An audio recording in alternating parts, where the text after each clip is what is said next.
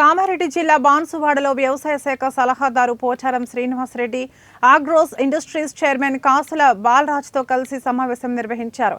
500 bonus వచ్చిన రైతులు వీరికి శాలువ కప్పి స్వీట్స్ తినిపించారు.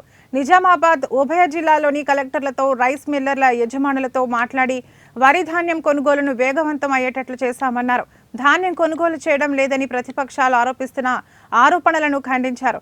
ముఖ్యమంత్రి రేవంత్ రెడ్డికి రైతుల తరపున ధన్యవాదాలు, కృతజ్ఞతలు తెలిపారు.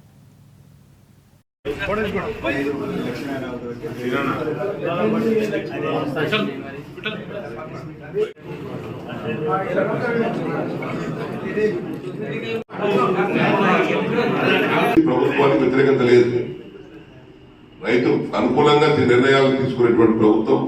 అందుకే ఈరోజు బోనస్ ఇచ్చారు.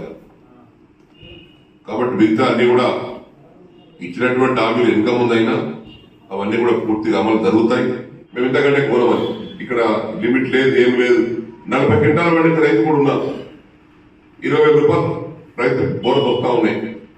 కాబట్టి ఈనాడు బోనస్ చెల్లింపు పడుతుంది, కనీస మద్దతు ధర కూడా చెల్లింపు జరుగుతూ ఉంది. ఇవన్నీ జరుగుతూ ఉంటే హర్షించాల్సింది పోయి నోరుంది కదా అని విమర్శించడం అనేది ఇది కరెక్ట్ కాదు, పద్ధతి కాదు.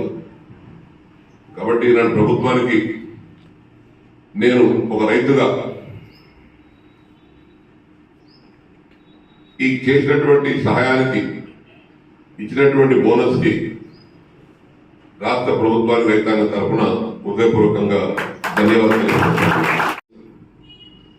వేరే రాష్ట్రాలు వేరే ఇస్తున్నాయి కానీ కనీసం మద్దతు ధర కంటే ఎక్కువ 500 రూపాయలు ఇచ్చినటువంటి రాష్ట్రం తెలంగాణలో కాంగ్రెస్ ప్రభుత్వం.